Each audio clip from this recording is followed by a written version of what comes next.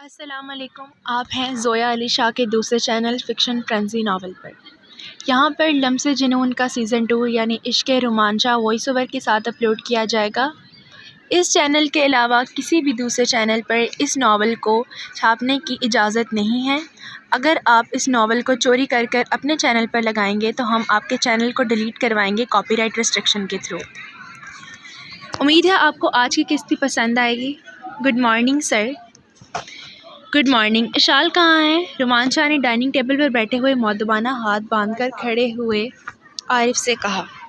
Sir, اشال be be اپنے روم میں ناشتہ کر کے جا چکی ہیں، عارف نے رومانچہ کے آگے ناشتہ سرو کرتے ہوئے کہا۔ عارف رومانچہ کا باورچی تھا۔ جب سے رومانچہ ترکی شفٹ ہوا تھا اس وقت سے لے کر کچن کا کام عارف ہی سنبھالتا تھا اور اس کی بیوی کے گھر کے کام تمام نظام کو دیکھتی تھی۔ گھر میں اتنے افراد نہیں تھے جتنے نوکر تھے، افراد 2 تھے اور نوکر 10۔ گھر میں صرف اشال اور رومانچہ رہتے تھے۔ اشال پریگننٹ تھی، اس لیے رومانچہ اس کی حفاظت کرتا تھا۔ اشال کا خیال رکھنے کے لیے گھر میں نوکروں کی ایک بڑی فوج تعینات رہتی تھی۔ اشال بی بی نے ناشتہ اچھے سے کیا تھا یا نہیں؟ رومانچہ اپنے ناشتہ کرتے ہوئے نظر ناشتے پر مرکوز کیے بولا۔ سر، ناشتہ تو کیا مگر بس تھوڑا سا۔ اس کے بعد وہ کہہ رہی تھی کہ اس کا دل نہیں چاہ رہا اور اٹھ کر چلی گئی۔ ٹھیک ہے، ایک کام کرو، ان کا ناشتہ ریڈی کرو اور میرے ساتھ اپنی وائف کو بھیجو۔ کتنی بار کہا ہے کہ ان کے کھانے کا خیال رکھا کریں۔ آپ لوگوں کو تنخواہ صرف میری اور اشال بی بی کی شکل دیکھنے کے لیے نہیں دی جاتی۔ سر، ہم اپنی طرف سے پوری کوشش کرتے ہیں۔ بی بی جی ڈانٹ کر ہمیں خاموش کرا دیتی ہیں۔ وہ ہماری مالکن ہیں، آپ کی وائف ہیں، تو ہم ان سے بحث کیسے کر سکتے ہیں؟ آپ لوگوں سے بحث کرنے کو تو کسی نے نہیں کہا، صرف اتنا کہا ہے کہ انہیں کھانے کے لیے فورس کیا کرے اور جو کھانا چاہتی ہیں اس طرح کا کھانا ان کے آگے رکھا کریں تاکہ وہ اپنی صحت کے لیے کھانا کھا سکیں۔ رومانچہ کی طرح عارف پر ناراض ہو رہا تھا۔ رومانچہ چاہتا تھا کہ اشال اور بچہ دونوں صحت مند رہیں، مگر اشال اکثر کھانے کو نظر انداز کر کے چلی جاتی تھی۔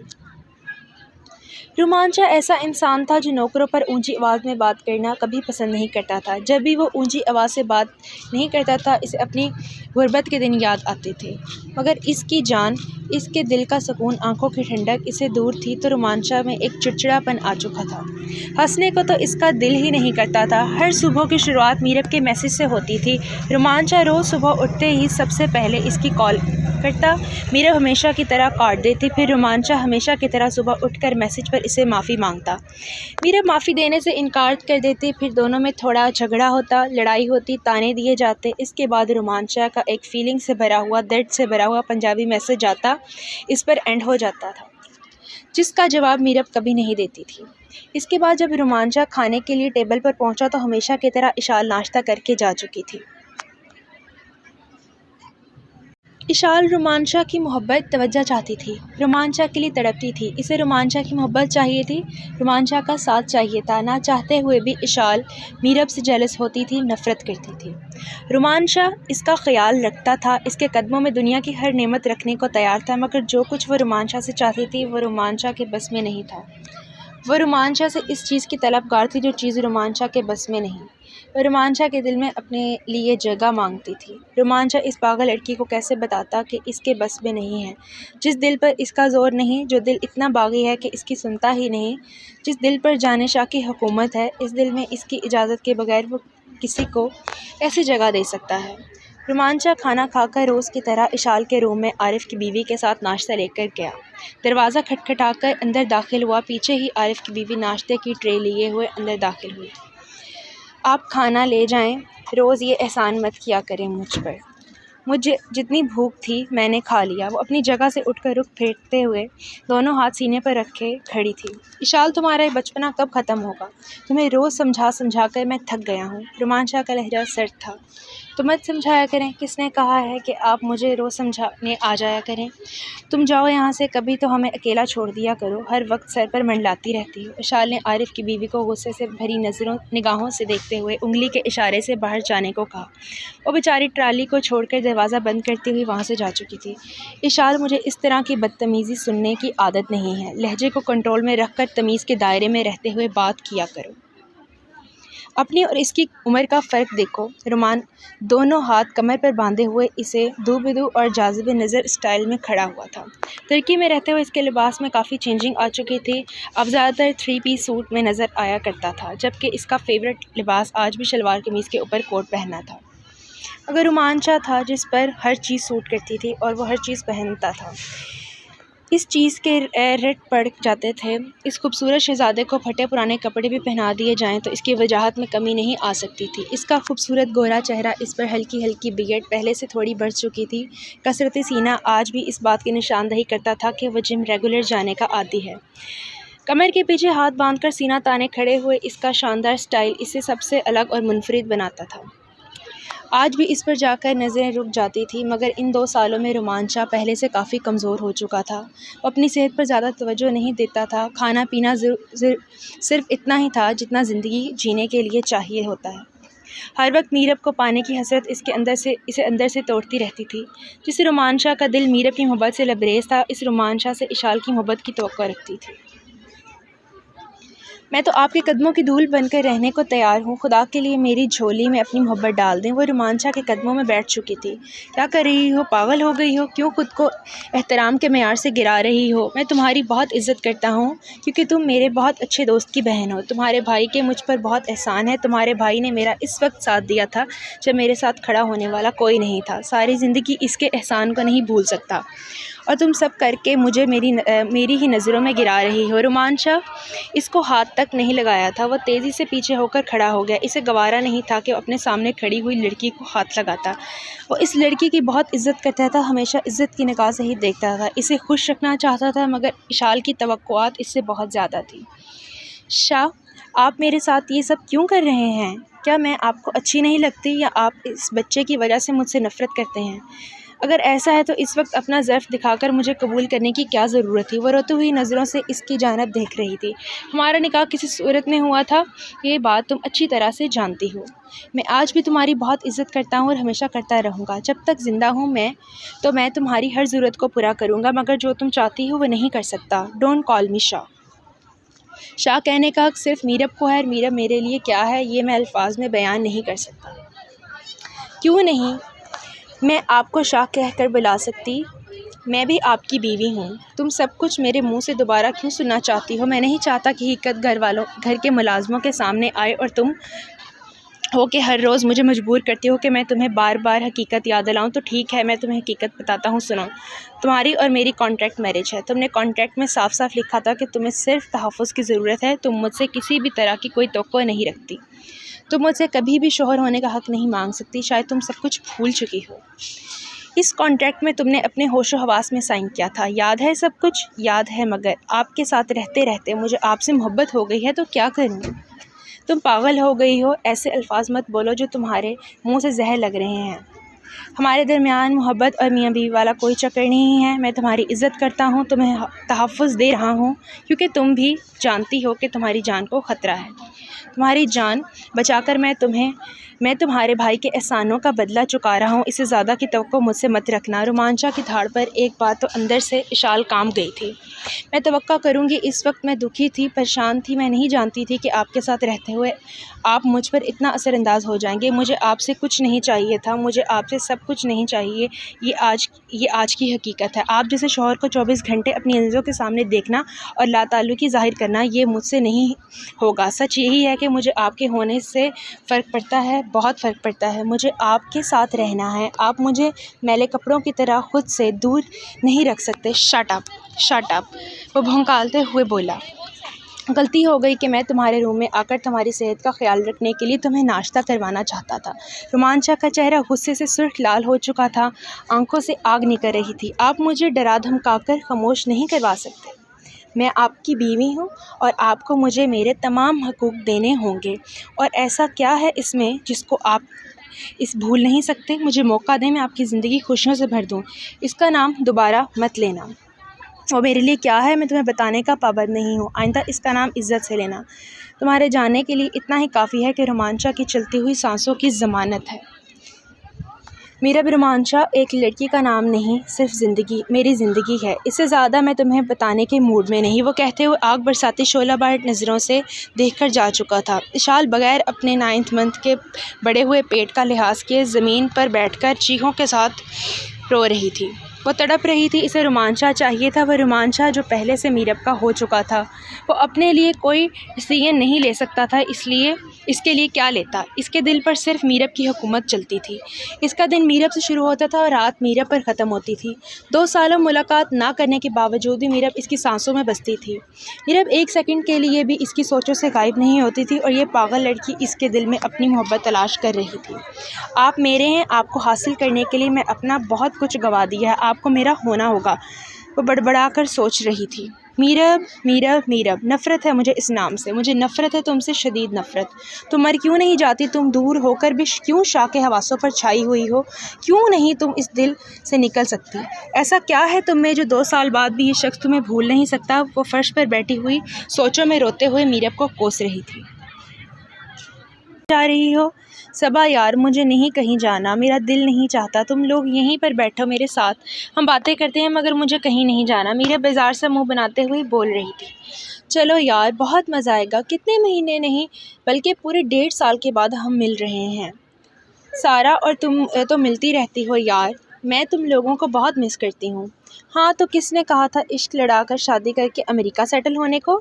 سارا نے دانت نکالتے ہوئے کہا۔ یار مجھے کیا پتا تھا کہ شادی کے بعد شوہر کے ہوتے ہوئے بھی میں تم کمینیوں کو اتنا مس کیا کروں گی۔ تم دونوں کو نہیں پتا میں امریکہ جا کر تم لوگوں کو کتنا مس کرتی ہوں۔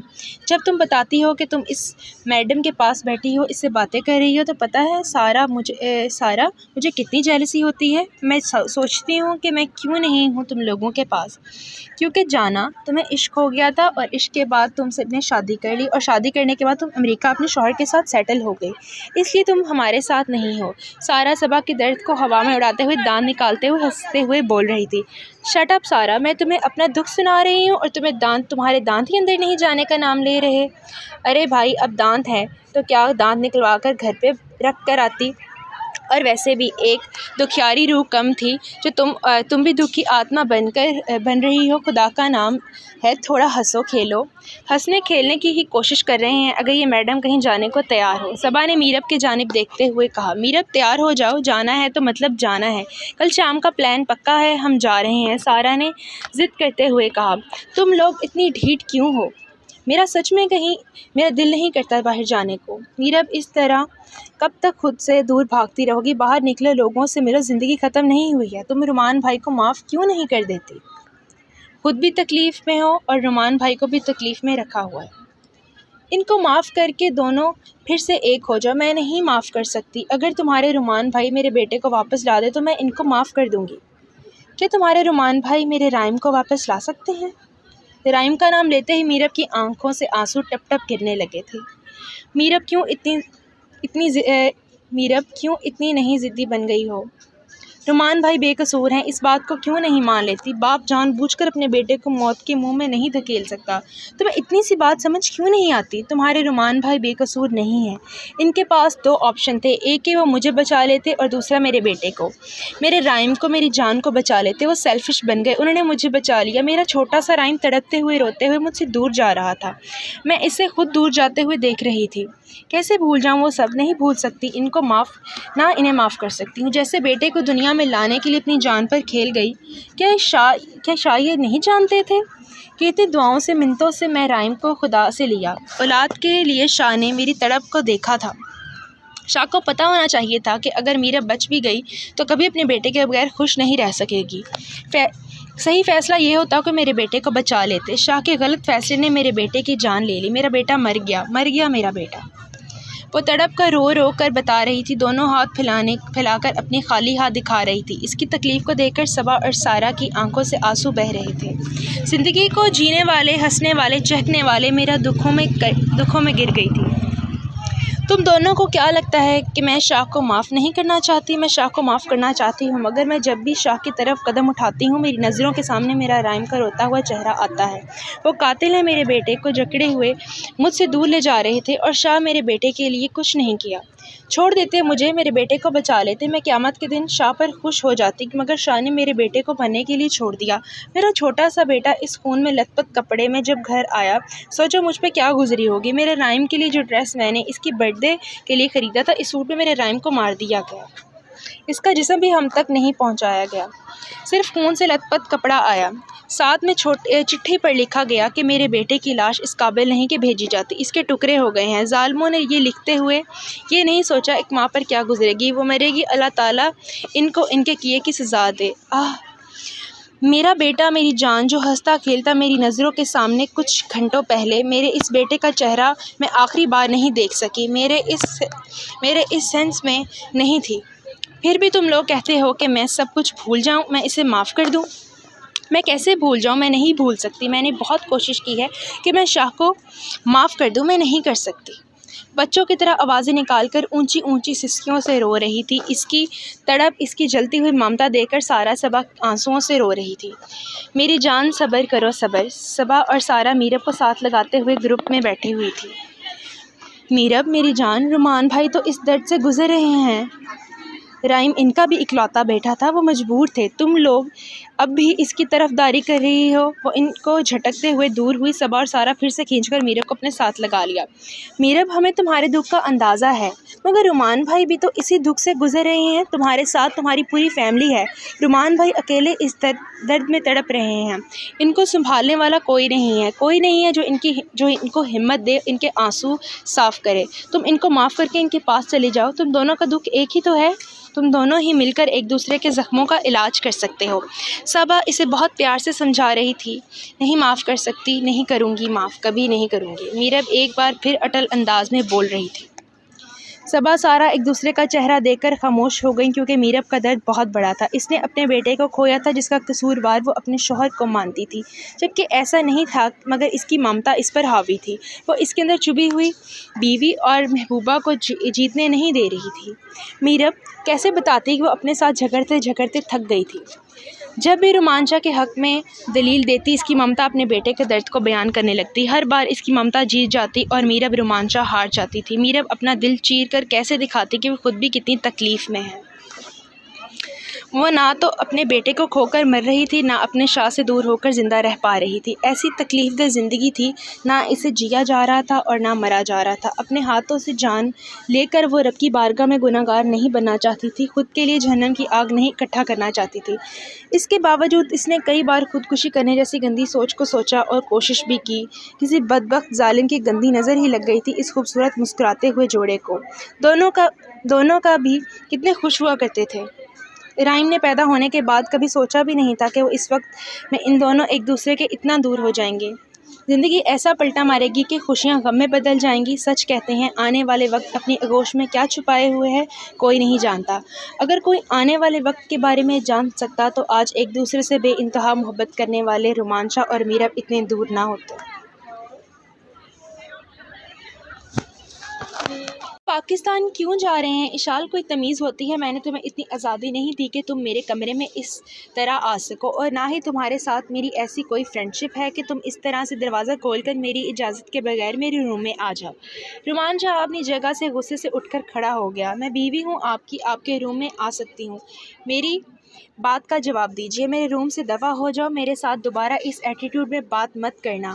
میں تمہارا پابند نہیں ہوں کہ تمہارے ہر سوال کا جواب دو۔ اشال کی بدتمیزی سے اندر آنے پر سوال کرنے پر شاہ کا چہرہ غصے سے سرخ پڑ چکا تھا۔ اسے کہاں برداشت تھا کہ کوئی اسے اس انداز میں بات کرے۔ اس سے ملنے کے لیے جا رہے ہیں جس کے نام کی تصویر روز کرتے ہیں، جس کے لیے ہر وقت بے قرار رہتے ہیں، جس کی تصویر موبائل کے اسکرین پر سجا رکھی ہے۔ کیوں وہ دور ہو کر بھی آپ سے دور نہیں ہوتی، آپ کے اوپر قبضہ جما کر بیٹھی ہے؟ کہتے ہوئے اس کی آنکھوں میں آنسو آ گئے۔ میں تمہارے کسی سوال کا جواب دینا ضروری نہیں سمجھتا، کل کی فلائٹ ہے، تمہیں اگر جانا ہے تو ٹھیک ہے، نہیں تو رہو یہاں پر، گھر میں نوکر ہیں تمہارا خیال رکھنے کے لیے۔ پہلے بھی نوکر ہی خیال رکھتے ہیں، آپ کو تو اس لڑکی کے خیالوں سے فرصت نہیں ہے۔ میں نے زندگی میں تم سے زیادہ ناشکری کرنے والی عورت کبھی نہیں دیکھی۔ تمہیں مرتے ہوئے زندگی دی، تمہیں عزت دی، اور تمہیں میری جانشاہ کا مقابلہ کرنا چاہتی ہو؟ اور میں کیا اس سوچوں گا؟ سوچا تو اسے جاتا ہے جو مصنوعی ہو، جو آپ کی روح میں بسا ہو، اسے سوچنے کی ضرورت نہیں پڑتی۔ سوچنا تو تمہیں پڑتا ہے کہ انسانیت کے ناطے تمہارا خیال رکھنا چاہیے، تم میری سوچ ہو۔ جانے شاہ کو سوچنے کی ضرورت نہیں پڑتی، وہ تو ہر سانس کے ساتھ خود ہی میرے جسم کو تسکین دیتی رہتی ہے، میری روح کو توانائی بخشتی ہے۔ ایک لمحے کے لیے اگر جس دن وہ میری سوچوں میں نہیں ہوگی، مطلب رومانچا مر چکا ہے۔ رومانچا کو سانس نہیں آئے گا، دل دھڑکنا بند ہو جائے گا، کیونکہ جیتے جی تو وہ کبھی میری سوچوں سے دور نہیں ہو سکتی۔ رومانچا کا میرب سے اظہار محبت اشال کے دل میں آگ لگا رہا تھا۔ اسے ایسا لگ رہا تھا جیسے اس کے پورے وجود میں بچھو ہزاروں کی تعداد میں ڈنگ مار رہے ہوں۔ وہ ایسے درد کو محسوس کر رہی تھی۔ میرب کو سوچنے کے لیے مجھے عہد نہیں کرنا پڑتا ہے۔ تم ایسے ہی جیسے دل دھڑکتا ہے، چاہے آپ سو رہے ہوں یا جاگ رہے ہوں، دل کو یاد کر نہیں کروانا پڑتا کہ اسے دھڑکنا ہے۔ ایسے ہی میری سوچوں کو یاد نہیں کروانا پڑتا کہ میرب کو یاد رکھنا ہے۔ میرب تو میری روح ہے، روح میں بسا ہوا وہ خوبصورت احساس ہے جس کو پا کر رومانچا محبت کا مطلب سمجھا ہے۔ میرب رومانچا کی صبحوں کا آغاز ہے، میری راتوں کا سکون ہے۔ میرا خیال بھی وہی ہے، میرا احساس بھی وہی ہے۔ بس کر دیں، اس سے زیادہ اس کی تعریف نہیں سن سکتی۔ کیا خاص ہے اس میں؟ وہ کانوں پر ہاتھ رکھ کر چلائی۔ یہ جاہلوں والی حرکت میرے روم سے باہر جا کر کرو۔ اتنا کچھ بتانے کے بعد اگر نہیں پتہ چلا اس میں کیا ہے تو میں نہیں بتا سکتا۔ میرا دل تو چاہتا ہے کہ تمہیں یہی دفن کر کے چلا جاؤں۔ کوفت ہونے لگی ہے مجھے تمہاری شکل دیکھ کر۔ ہاں، تاکہ آپ پاکستان جا کر اس کے ساتھ رہیں، ایسا تو میں کبھی ہونے نہیں دوں گی۔ تم مجھے روکو گی؟ طنزیہ نگاہوں سے سکتے ہوئے پوچھا۔ میں آپ کو اس کا ہوتا نہیں دیکھ سکتی، پلیز۔ مجھے لگتا ہے تمہیں سائیکیٹرسٹ کی ضرورت ہے، تم دماغی طور پر نارمل نہیں لگتی ہو مجھے۔ تمہاری اطلاع کے لیے عرض ہے کہ اس کا ہو چکا ہوں، ہمیشہ سے اسی کا تھا اور رہوں گا۔ مجھ سے غلط امیدیں مت لگاؤ۔ رومانچا مر تو سکتا ہے مگر میرب سے دغا بازی نہیں کر سکتا۔ پلیز مجھے ایک موقع دیں۔ ہم یہاں سے نہیں جائیں گے، آپ اس کو بھول جائیں گے کہیں تو میں یہ بچہ بھی ہمارے درمیان سے ہٹا دوں گی، پھر ہم نئی زندگی شروع کریں گے۔ تم میرے کمرے سے جا رہی ہو یا ملازموں کہہ کر باہر پھینکواؤں؟ کیوں مجبور کر رہی ہو مجھے وہ کرنے پہ جو میں نہیں کرنا چاہتا؟ پلیز میری بات دفع ہو جاؤ یہاں سے۔ ایک بار کہی ہوئی بات تمہاری عقل میں کہیں نہیں گھستی؟ وہ اتنی زور سے چلایا کہ روم کے دیواریں تک لرز اٹھی تھیں۔ اشال بھی ڈر سے کانپ گئی تھی۔ اس نے ہمیشہ رومانچا کو خاموش ہی دیکھا تھا، مگر یہ رومانچا کا کون سا روپ تھا دیکھ کر گھبرا گئی تھی۔ اس کے پہلو تلے زمین نکل گئی تھی۔ بہت تیزی سے روم سے باہر آ چکی تھی۔ اسے رومانچا سے خوف آ رہا تھا اور رومانچا کی خوبصورت آنکھیں غصے سے لال ہو کر دہشت ناک لگ رہی تھیں۔ آواز میں ایسی دہشت تھی کہ روم سے باہر نکل کر اشال کا دل بھی خوف سے کانپ رہا تھا۔ اشال نے رومانچا کا یہ روپ کبھی نہیں دیکھا تھا۔ وہ جب سے رومانچا کی زندگی میں آئی تھی، رومانچا ہمیشہ خاموش ہی رہتا تھا۔ رومانچا کے اندر اتنا غصہ ہے، اسے نہیں پتا تھا۔ رومانچا اس لڑکی سے خود کو اس طرح سے دور رکھتا تھا کہ آج تک اس نے کبھی اکیلے میں اس لڑکی کے روم میں قدم تک نہیں رکھا تھا۔ جب بھی کسی کام سے گیا، ہمیشہ گھر کے ملازم اس کے ساتھ ہوا کرتی تھی۔ گھر میں کام نہ ہوتے ہوئے بھی نوکروں کی فوج اسی لیے کھڑی رہتی تھی کہ اشال ہمیشہ ہجوم میں گھری رہے، اس کے دماغ میں کبھی کچھ غلط نہ ہو۔ رومانچا کو خود پر تو پورا بھروسہ تھا کہ وہ اپنی میرب کے سوا کسی کو نہ دیکھ سکتا ہے، نہ چاہ سکتا ہے، نہ ہی اس کے مضبوط اعصابوں اور جذباتوں کے لیے کسی عورت کی ضرورت ہے۔ اس کی آنکھوں کو دیکھنے کے لیے صرف جانشاہ چاہیے تھی۔ جذبات کی قربت نے ہمیشہ میرب رومانچا کو ہی مانگا تھا۔ مضبوط شخصیت کا مالک ہو کر وہ ایک لڑکی سے گھبراتا تھا۔ اس نے اپنی حفاظت کے لیے گھر میں پہرے لگا رکھے تھے۔ ایسا پاک دامن شخص جو آپ کی حفاظت کرتا تھا اپنی ناراض 2 سال سے روٹھی ہوئی بیوی کے لیے، ایسا بے مثال عشق صرف رومانچا کر سکتا تھا۔ ایسا عاشق نہ کوئی آیا ہے نہ کوئی آئے گا۔ عشق ہو تو رومانچا جیسا ہو جو اپنی حفاظت اپنے یار کے لیے کرے۔ السلام علیکم، آپ ہیں زویا علی شاہ کے دوسرے چینل فکشن فرینزی ناولز پر۔ یہاں پر عشق رومانچا کی تمام اقساط وائس اوور کے ساتھ اپلوڈ کی جائیں گی۔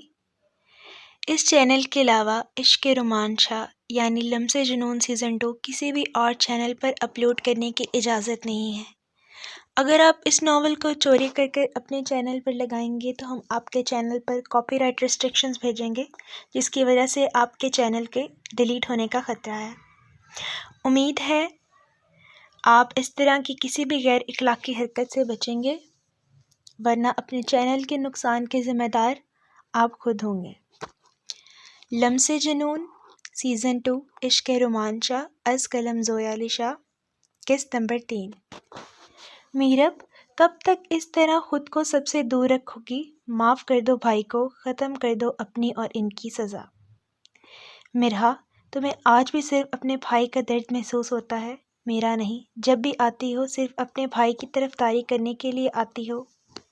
میرب تم مجھے سکی بہنوں سے کہیں زیادہ عزیز ہو، جیسا تم سوچتی ہو ویسا بالکل نہیں ہے۔ میں آپ لوگوں کی زندگی کو یوں بکھرا نہیں دیکھ سکتی، اس لیے تمہیں سمجھاتی ہوں، ضد چھوڑ دو۔ ضد ہوتی تو چھوڑ دیتی، یہ درد ہے جس کو میں چاہ کر بھی نہیں چھوڑ سکتی۔ حقیقت یہی ہے کہ تمہیں اپنے بھائی کی تکلیف محسوس ہوتی ہے، بس زبان سے تم کہنا نہیں چاہتی۔ زبان سے بہن کہہ دینے سے نند بہن کبھی نہیں بنتی۔ افسوس ہے میرب مجھے تمہاری سوچ پر، تم میرے لیے نند ہونے سے پہلے میری بہت اچھی دوست ہو، میرے اکلوتے بھائی کی زندگی، اس کی جان ہو تم۔ کیا میں یہ بات نہیں جانتی کہ رومان بھائی کی جان بستی ہے تمہارے اندر؟ اس کے باوجود میں تمہارے بارے میں کبھی برا سوچوں تو خدا کرے مجھے کبھی دوسری سانس نہ آئے۔ میں تم لوگوں کے حق میں بری نہیں ہوں، میں صرف یہ چاہتی ہوں کہ بس کر دیں ایک دوسرے کو تڑپانا۔ تڑپا تو میرب تم رہی ہو، حقیقت یہی ہے، کیونکہ رومان بھائی تو کوئی دن ایسا نہیں ہوتا جب وہ فون نہیں کرتے، جب وہ تم سے بات کر کے تمہیں واپس اپنی زندگی میں لانے کی کوشش نہ کرتے ہوں۔ مگر تم ہو کہ ضد چھوڑنے کا نام ہی نہیں لے رہی۔ یہ ضد نہیں ہے، یہ ضد ہے میرب، اس بات کو سمجھو۔ رومان بھائی رائم سے تمہارے جتنا ہی پیار کرتے تھے، وہ رائم کے لیے کبھی برا سوچ ہی نہیں سکتے۔ اگر تم ماں ہو تو وہ بھی رائم کے باپ ہیں یار۔ تم کیسے سوچ سکتی ہو کہ بھائی جان بوجھ کے رائم کی زندگی کو داؤ پہ لگا سکتے ہیں؟ بھائی کے پاس آپشن نہیں تھا، اگر ہوتا تو اپنے بیٹے کو کبھی خود سے دور نہ ہونے دیتے۔ نہیں، تمہارے بھائی سیلفش تھے، مجھے بچانے کے لیے میرے بیٹے کی جان کو داؤ پہ لگا دیا۔ اگر وہ چاہتے تو میرے بیٹے کو بچا سکتے تھے۔ اس وقت یا تو تمہیں بچا لیتے یا رائم کو۔ ہاں تو اگر تمہیں لگتا ہے کہ بھائی سیلفش ہو گئے تو یار وہ بھی تو تمہاری محبت میں ہوئے۔ کہاں ملے گا ایسا عاشق، ایسا شوہر، ایسا چاہنے والا جس نے اپنی بیوی پر اپنی اولاد قربان کر دی ہو؟ تمہیں میرے بھائی کی محبت کی قدر کرنی چاہیے میرب۔ اگر تم نے تو میرے بھائی کو سزا کا مستحق ٹھہرا دیا، میرے اس بھائی کو جس نے کبھی کسی کا برا نہیں چاہا، میرے بھائی کو اس بات کی سزا دے رہی ہو کہ اس نے اپنی ہی اولاد کا برا سوچا ہے۔ کیا ہو گیا ہے میرب؟ کبھی ٹھنڈے دماغ سے سوچو، جو کبھی کسی کا برا نہیں سوچ سکتا وہ اپنی اولاد کا برا کیسے سوچے گا؟ مجھے افسوس ہوتا ہے تمہاری سوچ پر۔ میرا کہنے پر آئی تو کہتی چلی گئی۔ ان 2 سالوں میں اپنے بھائی کو روز تڑپتا ہوا دیکھ رہی تھی۔ اس کا بھائی کیسے میرب کی آواز سننے کے لیے فون کرتا، مگر یہ لڑکی اپنے روم سے ہی باہر آنے کو تیار نہیں ہوتی تھی۔ بس یہ تھی تمہاری حقیقت، سچ آخر زبان پر آ ہی گیا۔ میرب درد بھری نظروں سے دیکھ کر بولی، تمہارا بھائی صحیح ہے اور میں غلط تو ہوں، ٹھیک ہے، میں غلط ہی صحیح، مجھے صحیح نہیں بننا۔ میں تمہارے بھائی کو کبھی معاف نہیں کر سکتی، اگر معافی چاہیے تو مجھے میرا رائم لا دے۔ جاؤ اور جا کے پوچھو اپنے بھائی سے، کیا اپنی ساری دولت لگا کر میرے بیٹے کو واپس لا سکتے ہیں؟ کیا وہ میری اجڑی ہوئی گود کو بھر سکتے ہیں؟ اگر بھر سکتے ہیں تو اپنے آپ کے بھائی کے قدموں کی دھول بن کر رہنے کو تیار ہوں۔ زور سے روتے ہوئے چلا رہی تھی۔ واہ میرب، تمہیں بھائی اپنے قدموں کی دھول بنا کے رکھیں گے، جس میرب کو بھائی نے اپنے دل چیر کر اس کے اندر رکھ لیا ہے تاکہ میرب کو کہیں دنیا کی نظر نہ لگ جائے، میرب کو کوئی تکلیف نہ ہو۔ اس میرب کو بھائی اپنے پیروں کے نیچے رکھیں گے دھول بنا کر؟ تم نے تو میرے بھائی کی محبت کا مذاق ہی بنا دیا ہے۔ میرب آج مجھے دکھ ہو رہا ہے اور نہ چاہتے ہوئے میرا دل چاہ رہا ہے کہ میں کہہ دوں کہ تم اس لائق نہیں ہو میرے بھائی کی محبت کی۔ اگر ہوتی تو میرے بھائی کی محبت کی قدر کرتی۔ اس سے آگے ایک لفظ میرب سے مت کہنا، تمہارا بھائی، تمہارا بھائی، تمہارا بھائی، بس کر دو۔ تمہارا بھائی دودھ کا دھلا ہوا ہے، میں غلطیاں نکال رہی ہوں؟ بس کرو یار، اس طرح سے میرب سے کسی کو بات کرنے کا حق نہیں ہے۔ شامیر شور کی آواز سن کر میرب کے روم میں آیا۔ میں آپ کی بہن کے بارے میں کچھ غلط نہیں کہہ رہی ہوں، صرف وہی کہہ رہی ہوں جو حقیقت ہے۔ کاش اس حقیقت کو آپ لوگ اسے دکھانے کی کوشش کرتے ہیں۔ بتانے پر سب کچھ ٹھیک ہو جائے گا؟ گھر کو جنگ کا میدان مت بناؤ۔ کب سب کچھ ٹھیک ہو جائے گا؟ 2 سال بہت ہوتے ہیں، لوگ اپنے عزیزوں کو کھو کر اپنی زندگی کو آگے بڑھتے ہیں، مگر یہ خود بھی وہیں رکی ہوئی ہے اور میرے بھائی کو بھی وہیں لٹکا کر رکھا ہوا ہے۔ تو کیوں لٹکے ہوئے ہیں تمہارے بھائی؟ ان کو بولو شادی کر لیں، اپنی زندگی گزارے، خوشحال ہو جائیں۔ میں نے تو نہیں روکا۔ کاش رومان بھائی یہ سب کر لیتے اور ان کو کر لینی چاہیے تھی۔ تم کیوں نہیں اس کا پاس کچھ دنوں کے لیے چلی جاتی؟ جاؤ جا کر اپنے بھائی کی شادی کروا دو تاکہ وہ اپنی زندگی میں آگے بڑھ جائے۔ کیوں بیٹھے ہو میرے انتظار میں؟ زندگی خراب کر رہے ہیں، کیوں اپنی جوانی برباد کر رہے ہیں؟ تو خوبصورت ہیں، پڑھے لکھے ہیں، کوئی بھی خوبصورت پڑھی لڑکی ان کا رشتہ بآسانی مل جائے گا۔ تم جاؤ اور جا کر اپنے بھائی کی شادی کروا دو۔ اچھا، اور تم برداشت کر لو گے بھائی کی دوسری شادی؟ ہاں کر لوں گی۔ مجھے تمہارے بھائی کی زندگی میں نہ واپس جانا ہے اور نہ ہی مجھے کوئی فرق پڑتا ہے کہ وہ اپنی زندگی میں کیا کر رہے ہیں۔ تم لوگوں کو ذرا سی شرم آ رہی ہے؟ جاہلوں کی طرح تو تم دونوں لڑائی کر رہی ہو۔ ڈسکسٹنگ، تم دونوں ایسی تو کبھی نہیں تھی۔ شامیر نے غصے سے بولتے ہوئے انہیں خاموش کروایا۔ جاہل تو میں ہوں، آپ لوگ تو پڑھے لکھے ہیں، آپ کی بہن پڑھی لکھی ہے، بس ایک جاہل تو میں ہوں، ایک میرا بھائی ہے۔ ہم میں نہ عقل ہے، نہ رہی رشتوں کو سنبھالنے کی صلاحیت۔ میرا بس کر دو یار، تم کیوں بات کو بڑھا رہی ہو؟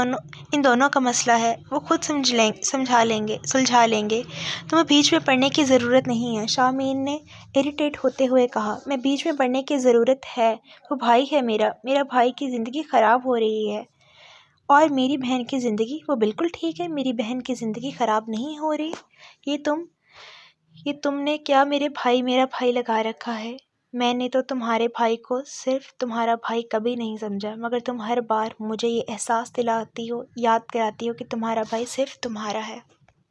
ہاں، کیونکہ میرا بھائی صرف میرا ہے۔ اگر میرا بھائی آپ کا بھائی ہوتا، آپ اپنی دوستی کو اچھی طرح سے نبھاتے، تو سمجھاتے اپنی بہن کو، فورس کرتے اور اسے اپنے گھر واپس بھیجتے، مگر نہیں، آپ نے تو اسے چھوٹی بچی بنا کر اس کی ضد کو پورا کرنے کے لیے اس کا ساتھ دے رہے ہیں۔ میں اپنی بہن کو فورس نہیں کر سکتا، یہ اس کا بھی گھر ہے، اگر وہ نہیں جانا چاہتی تو میں کیا کروں؟ میں سمجھا سکتا ہوں، زبردستی نہیں کر سکتا۔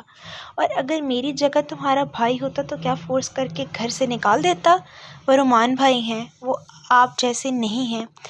اگر میں میرب کی جگہ ہوتی تو رومان بھائی مجھے زبردستی آپ کے ساتھ واپس بھیج دیتے، کیونکہ انہیں حق پر بولنا آتا ہے، مگر آپ سیلفش ہیں، صرف اپنی بہن کے بارے میں سوچ رہے ہیں، آپ کو حق پر بولنا نہیں آتا۔ میرا غصے سے بولتی ہوئی وہاں سے جا چکی تھی۔ بھائی پلیز آپ دونوں میرے لیے جھگڑا مت کیا کریں، مجھے لگتا ہے میں منحوس ہوں، جب سے آپ کے گھر پر آئی ہوں آپ دونوں میں اکثر لڑائی کی وجہ میں بن جاتی ہوں۔ میرب روتے ہوئے بول رہی تھی۔ شش، دوبارہ ایسے الفاظ اپنے منہ سے مت نکالنا۔ میری بہن کل بھی میرے لیے رحمت تھی اور آج بھی رحمت ہے، اسے پیار سے گلے لگاتے ہوئے سمجھایا۔ مگر میں آپ کی شادی شدہ لائف میں جھگڑے کی وجہ تو بن رہی ہوں، مجھے قسم سے اچھا نہیں لگتا جب آپ میری وجہ سے جھگڑتے ہیں۔ اس کی فکر مت کرو، میں اسے سمجھا لوں گا۔ بھائی وہ بہت غصے میں ہے، بھائی پر یقین رکھو، میں اسے سمجھا لوں گا، پکا؟ 100% پکا۔ پلیز میرب خوش رہا کرو، میں تمہارے ہر فیصلے میں تمہارے ساتھ ہوں، مگر جو کچھ میرا نے کہا ہے اس پر غور کرنا اور کہیں بھی یہ مت سوچنا تمہارے فیصلے میں تمہارے ساتھ نہیں ہوں گا۔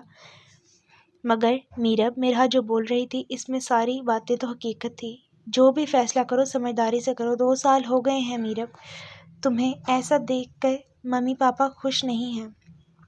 شامیر کافی دیر تک اسے سمجھاتا رہا۔ میرب ہمیشہ کی طرح اپنے بھائی کی باتوں خاموشی سے سن رہی تھی۔ میرب کو اپنے بھائی سے بحث کرنا بالکل پسند نہیں تھا، مگر وہ اپنے فیصلے پر اٹل تھی۔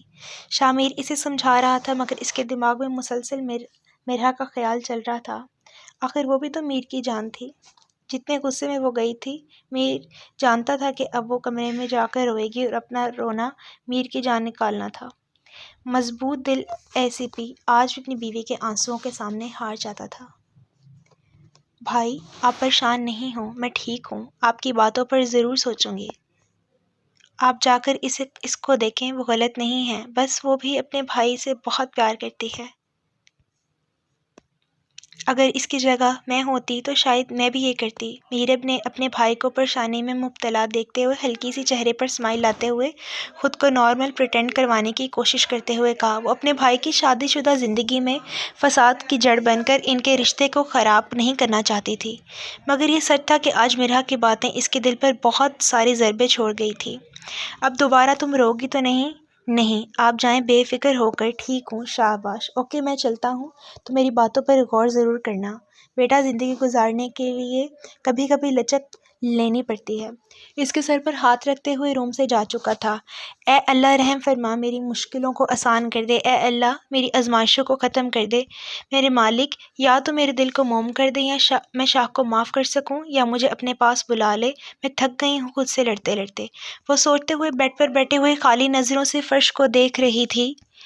رومان شاہ نے 2 سال کے بعد اپنے ملک کی سرزمین پر قدم رکھا تھا۔ اپنے ملک کی فضاؤں میں گھلی ہوئی مٹی کی خوشبو آنکھیں بند کر سانسوں میں اتارتے ہوئے محسوس کر رہا تھا۔ اپنی سرزمین کو چاہنے والے دنیا میں کسی بھی کونے میں چلے جائیں، جتنی بھی ترقی یافتہ ملک میں رہ لیں، مگر اپنی سرزمین کو کبھی نہیں بھول سکتے۔ رومان شاہ بھی انہی لوگوں میں شامل تھا۔ رومان شاہ 2 سال بعد اپنے گھر میں آ کر کتنا سکون محسوس کر رہا تھا، اس کے پاس الفاظ نہیں تھے بتانے کے لیے، اور ایسا کوئی دلدار بھی نہیں تھا جس کو وہ بتانا چاہے کہ اس وقت وہ کتنا پرسکون اور کتنا خوش تھا۔ گھر کے پرانے ملازمین رومان شاہ کو دیکھ کر بہت خوش تھے۔ گھر میں قدم رکھتے ہی رومان شاہ کو اس گھر میں گزارا ہوا ہر لمحہ آنکھوں کے سامنے دکھائی دے رہا تھا۔ 2 سال بعد اس نے اپنی ماں کے روم کا دروازہ کھولتے اندر قدم رکھا تو اس کے دل میں محسوس کیا کہ سامنے ہی جائے نماز پر بیٹھی ہوئی نورانی چہرے لیے اس کی امی جان اٹھ کر کھڑی ہو گئی ہیں۔ وہ دونوں بازو پھیلا کر اپنے بیٹے کو ویلکم کر رہی ہیں، اور رومان کو ایسا لگ رہا تھا کہ اس کی امی جان اپنے بیٹے کا استقبال کر رہی ہیں۔ رومان تصورات کی دنیا میں اپنی ماں کو دیکھتے ہوئے اپنی جگہ پر جہاں کھڑا تھا، جہاں اکثر اس کی امی جان جائے نماز جا کر نماز پڑھا کرتی تھی۔ دیکھتے ہی دیکھتے کتنا قیمتی اور خوبصورت وقت ہمارے ہاتھوں سے ریت کی طرح پھسل جاتا ہے، کتنے خوبصورت رشتے ہمارے ہاتھوں سے ہمیشہ کے لیے چھوٹ جاتے ہیں۔ اپنی امی جان کو یاد کرتے ہوئے بے اختیار رومان شاہ کی آنکھوں میں آنسو آ گئے تھے۔ وہ بیڈ پر اپنا مضبوط بھاری ہاتھ پھیرتے ہوئے اس احساس کو محسوس کرنا چاہتا تھا کہ کبھی اسی بیڈ پر، اس تکیے پر اس کی والدہ کا نورانی وجود لیٹا ہوا تھا۔ اس کمرے میں آج بھی اس کی ماں کے ساتھ گزارے ہوئے خوبصورت لمحے قید تھے، جن کو رومان شاہ محسوس کرتے ہوئے روم کا دروازہ بند کر چکا تھا۔ نہ جانے کتنی دیر وہ اپنی ماں کے کمرے میں بیٹھا ہوا آنسوؤں سے رو رہا تھا۔ رومان شاہ بڑا ہو گیا تھا، زندگی میں بہت آگے جا چکا تھا، زندگی میں بہت سارے اتار چڑھاؤ دیکھ چکا تھا، مگر اس کے اندر چھپا ہوا رومیو آج بھی اس کمرے میں آتے ہی باہر آ جاتا تھا۔ آج بھی رومیو رو رہا تھا اپنی ماں کو یاد کر کے۔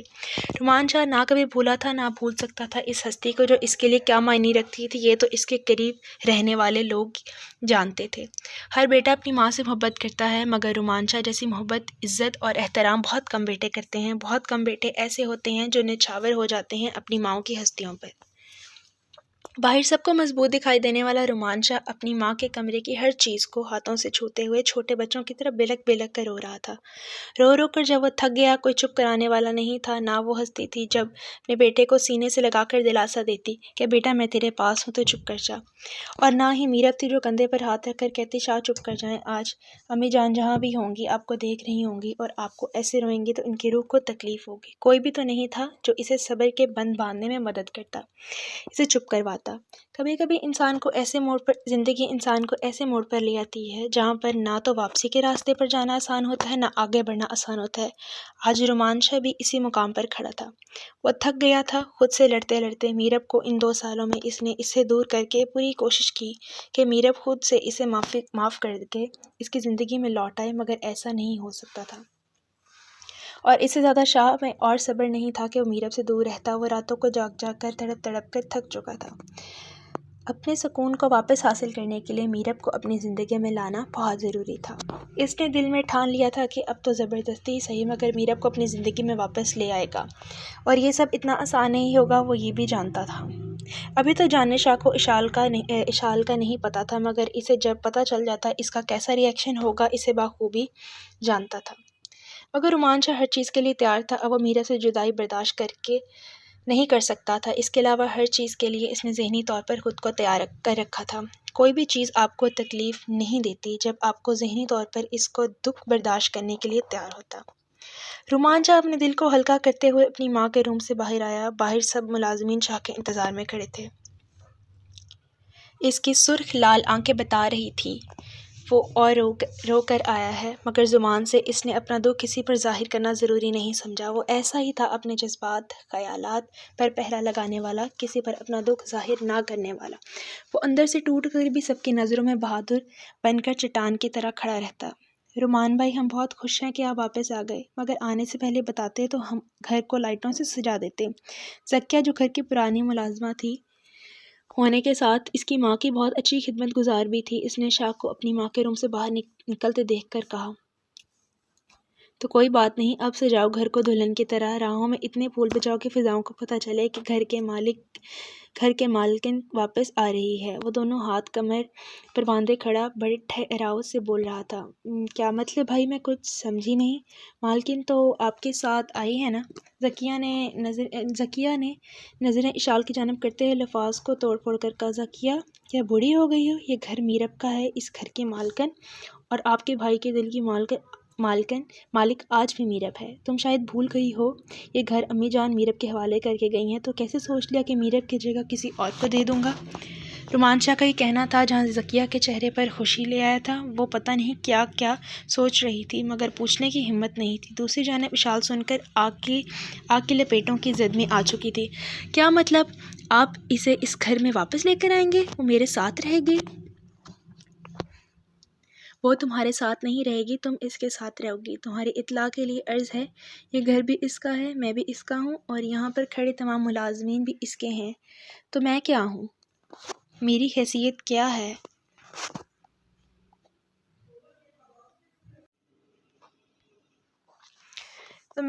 میری حیثیت کیا ہے؟ آپ آتے ہی نوکروں کے سامنے مجھے ذلیل کر رہے ہیں۔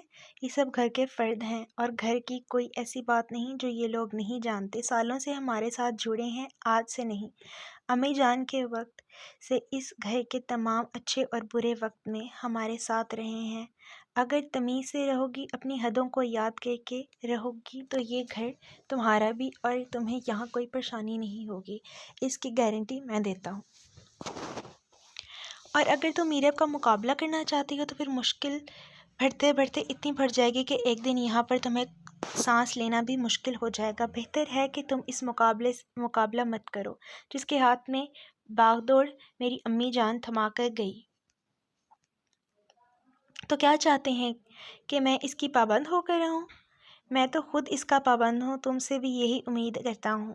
بہتر ہوگا کہ آپ مجھ سے امیدیں مت لگائیں اور کچھ دن صبر کریں۔ آپ بھی اسے آپ نہیں لا سکتے۔ میں تمہارا حکم مان لوں گا، میں تمہارا پابند ہوں، میں رومان شاہ اپنی مرضی کا مالک ہوں۔ تم دوبارہ مجھے آرڈر دینے کی کوشش مت کرنا۔ جب سے اشال اپنے رنگ ڈھنگ بدلے تھے، رومان شاہ کو اشال سے شدید چڑ ہونے لگی تھی۔ اللہ نہ کرے کہ میں آپ پر حکم جھاڑوں۔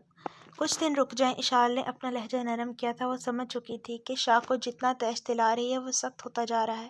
وجہ؟ کیوں رک جاؤں؟ پہلے میں گھر کو اپنے طریقے سے سیٹل کروں گی، اس کے بعد لے آئیے گا اسے پہلے، مگر یہاں پر رہنے کے لیے ہم دونوں میں رشتہ برابری ہوگا۔ پہلی بات کہ تم محنت کرنے کی ضرورت نہیں ہے، جس کا گھر ہے وہ خود آ کر اپنے طریقے سے سیٹل کر لے گی، اور دوسری بات میں کوئی وعدہ نہیں کروں گا، تم برابری کے خواب مت دیکھو۔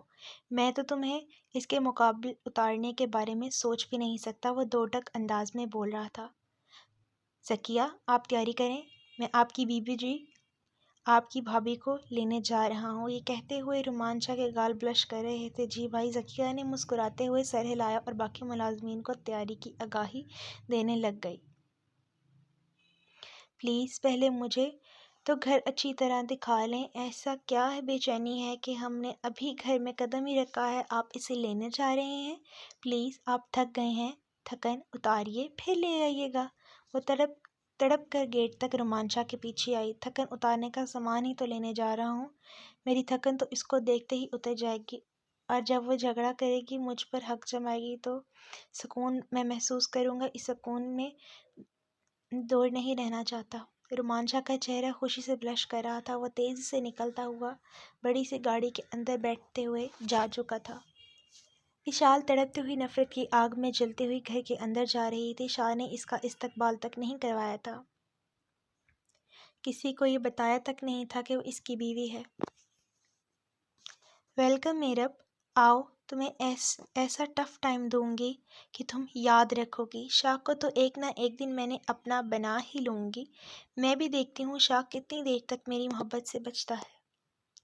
وہ دماغ میں سوچ کر دانتوں کو پیستی ہوئی لاؤنج میں پڑے ہوئے صوفے پر بڑا سا پیٹ لے کر بیٹھ گئی تھی، کیونکہ ابھی تو اسے یہ نہیں پتا تھا کہ اس کا روم کون سا ہے، اور ملازم تو اپنے گھر کے مالکن کے آنے کی تیاریوں میں لگے ہوئے تھے۔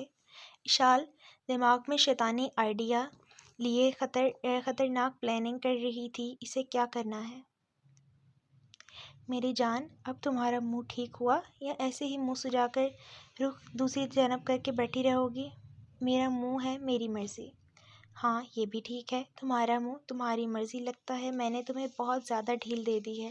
سچ کہتے ہیں بیوی کو ضرورت سے زیادہ سر پر نہیں چڑھانا چاہیے۔ اب تمہیں میں اپنے شوہروں والی اصلی روپ دکھاؤں گا تو تب جا کر تمہارے ہوش ٹھکانے آئیں گے۔ میری نرمی کا فائدہ اٹھاتے ہوئے تم بہت میرے سر چڑھ گئی ہو۔ جب سے مرحا کی میرب کے ساتھ لڑائی ہوئی تھی اور شامر بیچارے نے بیچ میں جا کر میرب کی طرف تاری کی تھی، اس وقت سے مرحا میر سے ناراض تھی۔